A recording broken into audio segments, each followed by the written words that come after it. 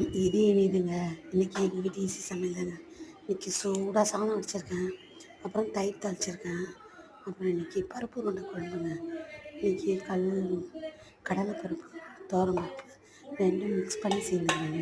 சில பேர் கடலைப்பருப்பு மட்டும் செய்வாங்க, சில பேர் துவரம்பருப்பு செய்வாங்க. இன்றைக்கி நான் இது ரெண்டும் மிக்ஸ் பண்ணி செஞ்சுருக்கேங்க. தேங்காய் எல்லாமே போட்டு இதை மாதிரி அவிச்சிடுவாங்க. நல்லா குறன்னு அரிஞ்சு இப்படி சாஃப்டாக இருக்குங்க. அப்படி புட்டாக உடையுது, அப்படியே இப்படி தொட்டவொடனே உடையுது பாருங்க. இது மாதிரி சாஃப்டாக வேக வச்சுட்டு உருண்டைங்க. இந்த உருண்டை புளி குழம்புங்க. நம்ம காரக்குழம்பு தாளிக்கிற மாதிரி தாளிச்சிட்டு குழம்பு நல்லா கொதிச்சோடனே இந்த உருண்டையையும் போட்டு ஒரு 10 நிமிஷம் நல்லா இந்த குழம்புல கொதிக்க வைக்க வேண்டியதாங்க. அவ்வளோதாங்க. இது இப்போ வர உருண்டை காரக்குழம்புங்க. சூப்பராக இருக்குங்க உருண்டை குழம்பு. இது சட்னி இட்லி தோசை கூட நல்லா இருக்குங்க. இதாங்க எனக்கு எங்கள் வீட்டு சமையல்.